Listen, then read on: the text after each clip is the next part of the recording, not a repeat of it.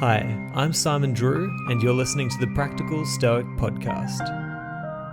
If you'd like to find more episodes of the show, as well as articles and information about my one-on-one alignment coaching, then you can head to my website. It's simonjedrew.com. If you do have the means to support the show, then I'd love to see you in my Patreon community. Just go to patreon.com/simonjedrew, where you'll also get access to over 240 episodes recorded before 2020. But for now, enjoy the show. Hey everyone, thank you so much for joining me today in this episode. Now, I've got a great conversation for you that I had with Harald Kavli. Now, if you haven't heard my previous episode with Harald, then definitely go check that out. We talk about his journey, he's kind of in the middle of his journey at the moment, of translating the works of Epictetus into Norwegian, which is a really awesome and a hefty task, of course. But today we wanted to talk about Harald's evening meditation / evening reflection routine that he does. Because I know that a lot of you do journaling, and a lot of you write things down in the morning or in the evening in a reflection, and this is kind of it's become a Stoic practice, and so I wanted to get some good tips from him for what's useful, what's helpful, what's the best practices, and I hope that it'll be helpful for you guys too, as well as all of the tangents that we go on in our conversation. But anyway, without any further ado, I present to you this conversation with Harald Kavli. All right, so we are here once again with Harald Kavli. Now, Harald, such a great time talking to you last time, and that was the first time that we've met, talking about kind of your journey going through and translating the works of Epictetus. I'm so glad that you came on. I'm so glad that you're back. I'm excited to have a conversation with you today. One thing that I want to start with, I want to open up this conversation by going back to something that you mentioned to me while we were just speaking then. And I want you to elaborate on it because I think it's such an important idea for people to grasp get their head around. You said that the good thing about philosophy is that it's the last thing that people can take away from you, and they can't really take it away from you.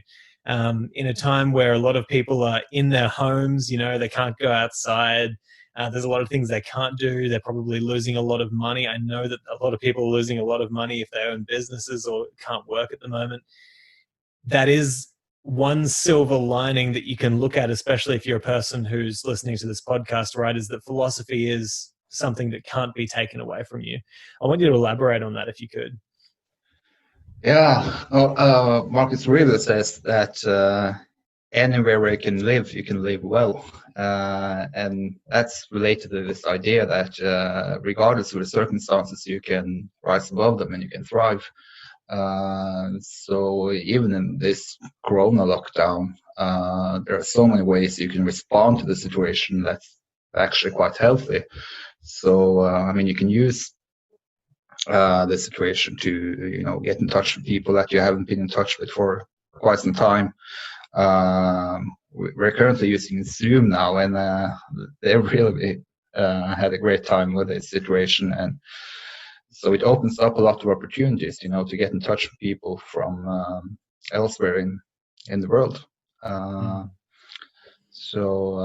Yeah, there's a lot of freedom in that, right? Like there's such freedom in this idea that if you focus on what people can never take away from you, then you'll always be free. And, I even think I gave some advice to my mom today. I was talking to her today and thought this is interesting. It's, she's dealing with a situation in certain organizations that she's a part of where she knows that there's people who are not as virtuous as they could be, very, very deceitful kind of people. And how corporations, organizations, there's always those people in there who are just, absolutely just like, so dogmatic, so gossipy, deceitful, it just breeds that kind of person. And I kind of gave her the same advice. I said, hey, listen, here's what you do. If you focus purely on making the most virtuous, correct, right decision that you can make within the organization, then you have all the freedom and they can't take anything away from you. I said that this is the way that Stoics looked at it, right? It's like, if all that I ever want for my life is to act virtuously, then nobody can take anything away from me. And I have nothing to lose because it can't be taken away from me. There's such a power in that, hey? Yeah, like in Epictetus, or when it talks about senator, and it's the argument with Emperor Vespasian. Vespasian tells him to not come to the Senate house. And the senator responds that, well, I'm a senator, it's my duty to come to the Senate. And then the emperor says, well, if you come, you have to shut up. And he says, well, if you ask me, it's my responsibility to actually say what I think is right. Then the emperor says, well, I have to ask you. And then I have to tell you what I think is right. Well, I will have you executed then. Well, it's up to you to have me executed. It's up to me to die without complaint. And I mean, that's a great way to look at it. It's brilliant. It's absolutely brilliant. Yeah. There's so many great examples of that. You know, I'm reading Diogenes' Life of the Eminent Philosophers at the moment, and man, there's just story after story of these great philosophers who just all that they wanted was to figure out how to live a good life. I think of Diogenes Diogenes the Cynic, and I think, man, what a badass character. You know, like he was so, like that story of when Alexander the Great comes up to him as he's sitting out in the sunbaking, and Alexander the Great's like, hey, listen, I'll give you anything that you want, just ask me. And he says, oh, get out of my sun. You know, like to have that level of freedom, you know, it's just the most, and, you know, we don't know necessarily, you know, the Greeks were obviously a storytelling people, you know, that could just be a story that they made up about him to represent his greatness. But, you know, that freedom, he wanted nothing, and yet everybody loved him and everybody respected him because he wanted nothing. And they made statues of him. You know, they put a you know, bronze dog on top of his burial and all sorts of things. So yeah, there's such a power in that. I love it. But let's jump into the topic of today. This is exciting because I haven't ever done an episode specifically on this topic, but you suggested talking about the Stoic evening meditation. I'm going to give you an opportunity to tell me exactly what you're talking about. It's probably similar to what I'm thinking, but what are you talking about, and why is it helpful for you? So it is an exercise, and it goes probably back to even before the Stoics. Epictetus quotes the golden verses of Pythagoras, which I found out probably aren't by Pythagoras, but rather by a later follower of him. So the basic idea is that before you go to bed, you try to go through your day, either just thinking about it or writing it down, and you try to reflect on what you've done well and what you've done poorly, how we can try to do better.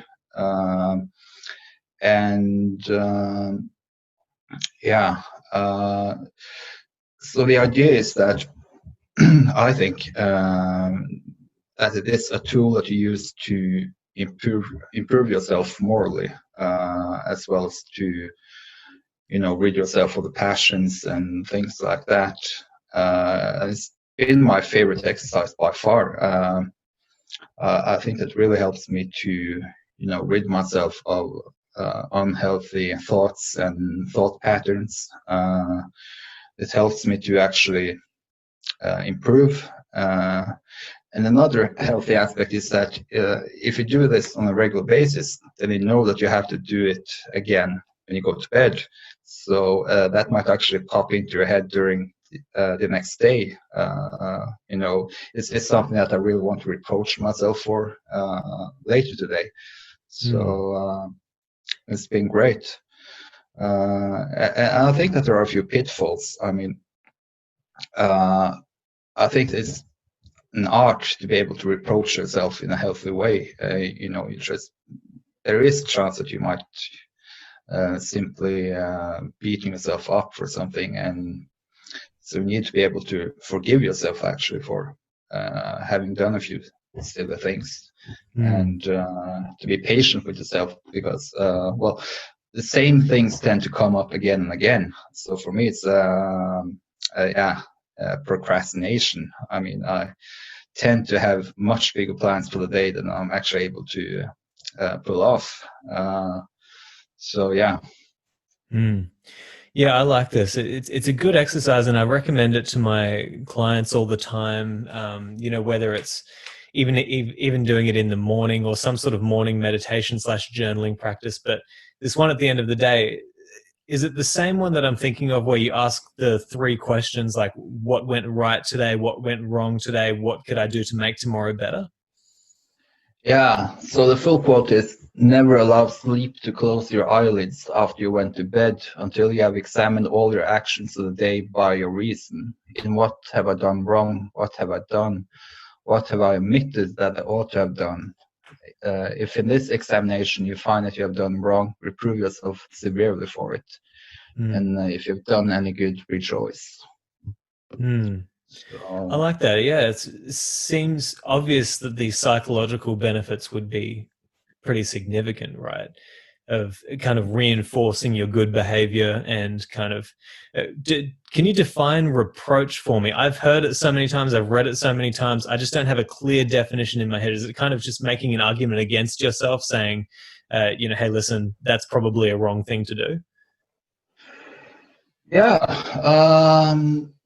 I mean, it sounds a bit stronger than that to reproach someone, but I'd rather go with what you said, simply being aware that you've done something wrong, that you failed somehow, that you ought to try to do better next time.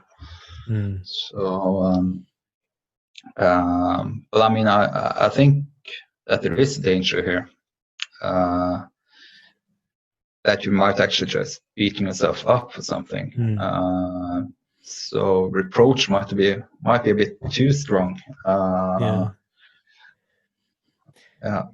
Well, if I can jump in with something that Epictetus said, any of my clients listening right now will have heard this so many times, because I probably say it every session.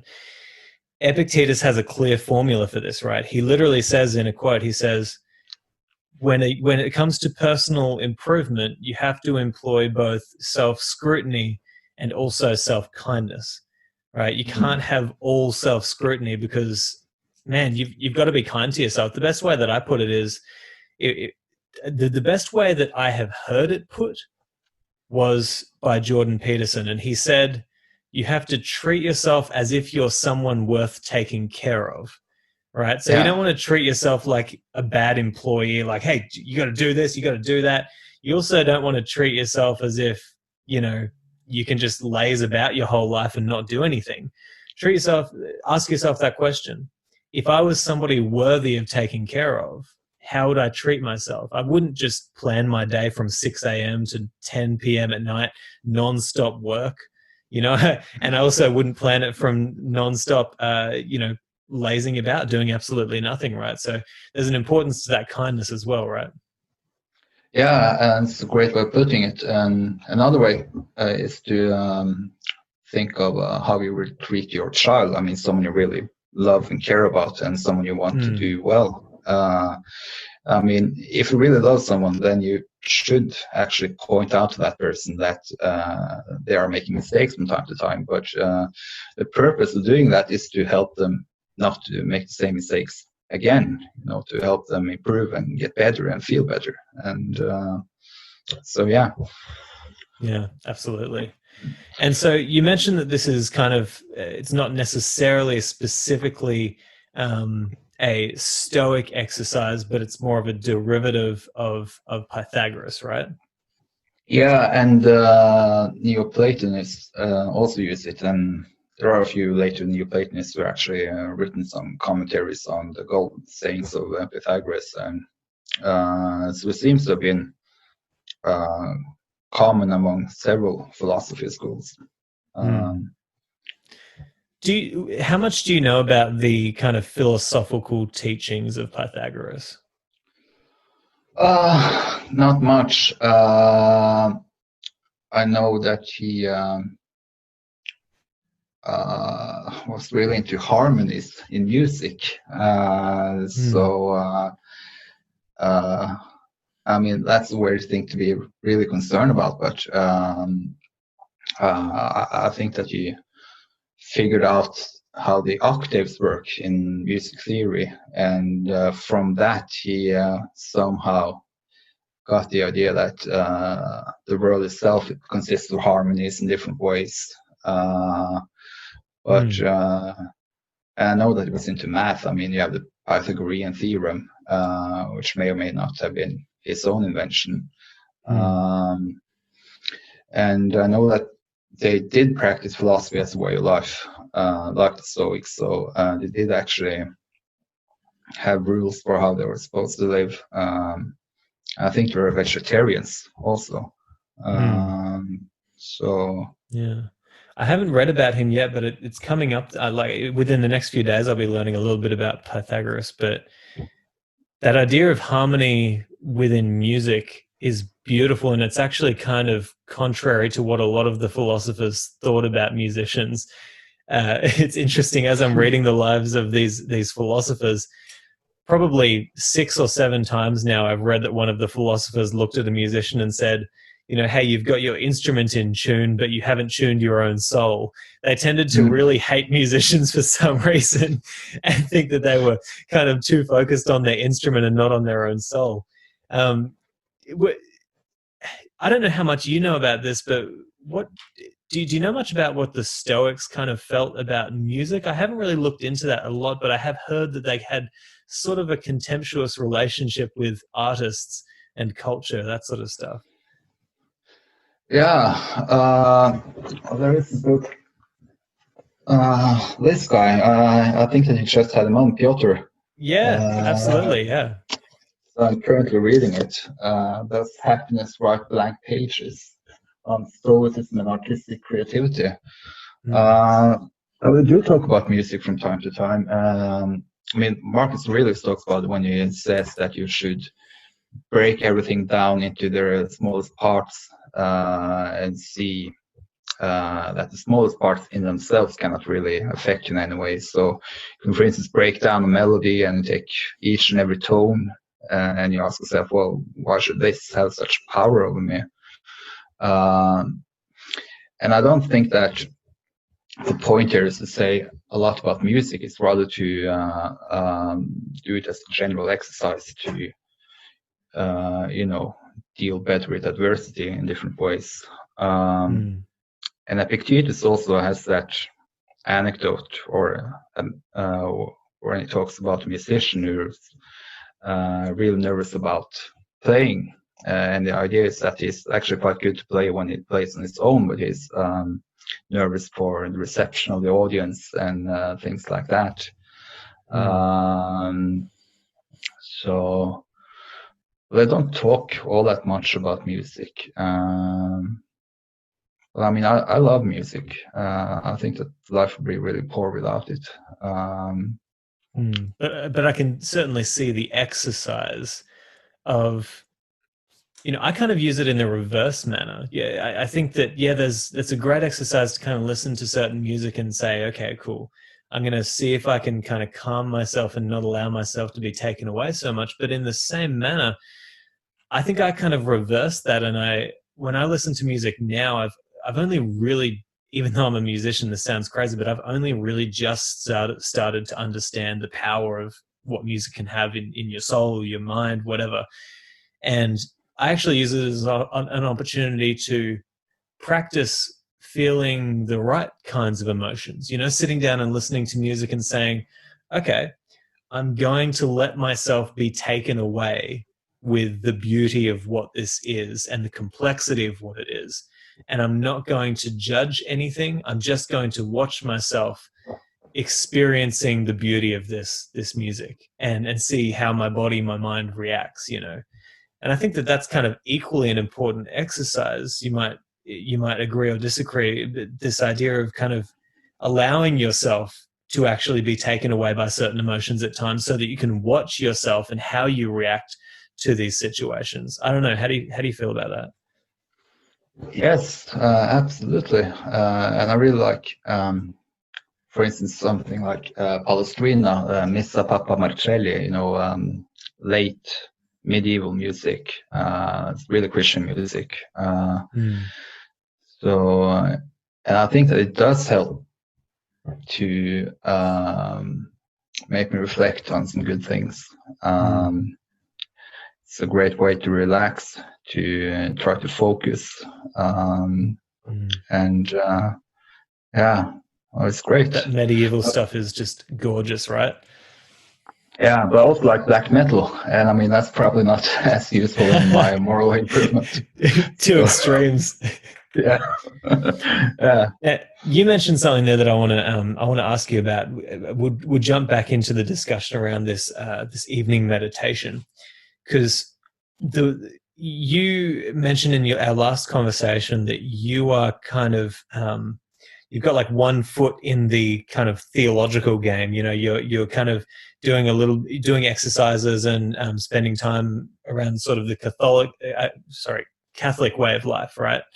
I think the way you described it, you said you're a believer in belief. Is that? Yeah, that's not my phrase. I think that's Daniel Dennett. That's right. Yeah. Yeah. Now, I'm very fascinated by this sort of stuff, because it seems that I was listening to a lecture series recently on Greek mythology, and she was kind of breaking it down and saying, well, this is what myth is, this is what religion is, here's how we break it down into the two. So she kind of described it as mythology is kind of the story element of the religion, but the religious part of the religion is, well, it's everything, but it's mostly to do with the rituals that they attach to the mythology, so that people actually practice the religion and get the psychological benefits. And you could almost say that Stoicism almost has the kind of philosophical element, but then it also has a theological element, which is the practice of the philosophy. Which may be one of the reasons why it has stuck with people for so long, is because there are practices that go along with it, just like this evening meditation. Do you think that that's a fair kind of classification of these exercises that we do in Stoicism, almost as the theology of Stoicism? Well, it's certainly perhaps better to say the rituals of Stoicism. Yeah, of course. I mean, just like going to mass is a way, or actually practicing religion on a regular basis, then you can say that doing the evening meditations are a way actually practicing philosophy, and a way to do, and it also helps you do it daily. I mean, I don't think that the Stoic exercises are as useful if you only do it whenever something bad happens. So if you try to build mental resilience for the first time when you get a cancer diagnosis, for instance, then it's probably going to be quite difficult. And it's a bit better to actually try to do a little bit every day to build that resilience. So, and I think that the evening meditations are probably one of the best exercises that you can do. Among other reasons, because, well, it's so easy to make a habit out of it. You do it every day before you go to bed, and then you will actually practice it. And break it down for me. How do you go about this exercise? Are you doing dot points of certain things? Are you asking the specific questions? Or it sounded to me more like you're simply writing in sort of like a meditative you have a meditative strategy, almost just writing down whatever comes to you. But how do you approach it? So I try to go through the day at first. So write a few bullet points on what I've done well, what I've done poorly. And then I try to take one central idea from Stoicism and write something like a little meditation similar to meditations of Marcus Aurelius, for instance. Sadly, not as eloquent as he does, but and I found that it helps a lot to actually focus on one idea if you try to, dwell a lot on each and every misstep that you take in that day. Then it doesn't feel. I don't feel that I get that much effect out of doing that. So I think it's better to focus on one thing. For instance, if I've been really annoyed at some of my roommates, I think that it helps to write a little reflection on politicos, and the concept that Marcus Aurelius uses all the time, the political sense, the sense of being a part of humanity as a whole, and being somehow connected to them. Also there you can focus on the dichotomy of control. I mean, that's something that comes up all the time. You can focus on the idea that virtue is sufficient for happiness. So whenever you get frustrated that you haven't got anything that you felt that you needed, then you can try to meditate on, well, you really don't need it. I mean, you can thrive regardless of whether you have it or not.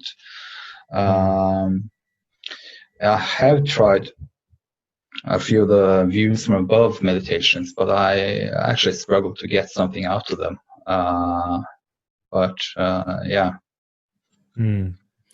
Yeah, I think that the meditation side of things is really interesting as well. I think that all of these exercises, whether it's journaling or whether it's a meditation, it almost seems to me like it's you would get the same. My mind just works like this. I like to draw connections so that I can I can see the full range of benefits, and how you can kind of maybe say that you would get the same benefits in this. So I see that the meditation and the journaling side of things is almost as if it gives you the same sort of benefits as you would receive from, say, praying if you were a Christian, or and obviously there's all kinds of meditation techniques, but it's what it is supposed to be is a reflection on yourself, a reflection on the way that you're living your life, and a reflection on the ways that you could be doing much better than what you're doing right now. And there's kind of a releasing effect when you actually get it out of your head and onto paper, right? Because it kind of makes it real to you, right? Yeah, and that's not a discussion whether it's enough to really think about it or whether you should write it down. And I feel like I get much more out of it whenever I write it down. It's very hard to focus on something merely in your mind. As soon as you write it down and get it on paper, then it feels much more real in a sense. And your thought doesn't wander in the same way that when you simply try to meditate on something or reflect on something in your head. I tried a few meditation techniques. So Donald Robertson had these tracks for Stoic Week where he asked us to meditate on the universe and everything like that. But I really find it impossible. I mean, if I try to meditate on the cosmos, then all of a sudden I end up thinking about what I'm supposed to have for dinner tomorrow or something like that. So it's a bit challenging. And I also think that there are some empirical evidence for saying that writing something down actually is more effective. And merely thinking about it too. Massimo Pigliucci actually references one study in this book in the chapter on the evening meditation. So no, I think there's so many different approaches, and that's why I always tell people, whether it is my clients or listeners and stuff, I try to say, do whatever gets you the psychological benefit that this philosophy is supposed to give you. You know, like you need rituals in order to get those benefits. I believe that eventually you can get to the stage where the ritual effect almost becomes non-existent, not because it's not working, but because it has worked for you and you're almost in a constant state of that kind of meditation, right? I think that it gets, and so I would encourage people to do these rituals, but also to be aware that, hey, someday you might get to the stage where you just don't necessarily need it, and you can kind of meditate on these things throughout your day and be effective in that approach. But yeah, I love it, man. I appreciate you sharing that with us. And is there anything else that you wanted to share? Any sort of advice for people who are going to take this up and start doing this evening meditation that might be helpful for them? Well, there is a Greek term, prosoche, which means something like attentiveness or something, which is relevant to what you just said, that you might actually simply learn to be more attentive, not only while doing this exercise, but each and every moment. And if you're actually able to do that, that's probably really helpful. And I hope that I will reach that state myself someday. Yeah, man. Yeah, of course. And but writing things down, hey, it's so powerful, because it literally takes what is almost non-existent and it makes it physical. It's kind of bringing that potential onto paper. And what I have found is that I want people to know this. What I have found with my own writing is that I actually don't know what I think or why I think it until I put it down on paper, right? Like it's really hard to formulate a good logical argument in your mind unless you actually start writing and start thinking about it on paper, right? Yeah, and it's the same in my philosophy studies. I mean, when I actually write term papers, something like that, it's often then that I realize that I haven't understood something properly. When I actually try to write a paper on Kant's view on freedom or something like that, and I see that what I've written down doesn't make sense at all. And then I realize that I have to, go back to the books and try to figure this out. And it's the same thing with, your thought patterns in general. When you write something down, you can realize that you tend to get upset of minor things that you really shouldn't be upset over, or you tend to have certain thought patterns that you really should try to rid yourself of. And when you write them down, you can actually see how irrational they are, and it becomes a bit easier to rid yourself of them. Yeah, absolutely. I agree. And so, I encourage people, everybody, try this meditation. The last thing that I would say is that studies have shown that if you, this kind of doesn't relate to the meditation part of this evening exercise, but if you write down everything that you need to get done the next day before you go to bed, then that has kind of an unloading effect in your mind, and you can get to sleep quicker. You can sleep even better. Studies have shown this because you don't have to think about these things anymore. That's one of the powers of writing, right? This idea that you can unload everything that's in your chaotic mind, and then you know that it's there. You don't have to think about it. So try this exercise, do a meditation, use it as almost like an evening reflection of the day. And then I would encourage people to add on to the top of that just a little bit of a reflection on what the next day is going to look like. We'd love to hear some feedback as well. So hope everybody sends that through. And Harald, thank you so much. Thank you too. Thank you so much for listening to this episode of the Practical Stoic Podcast.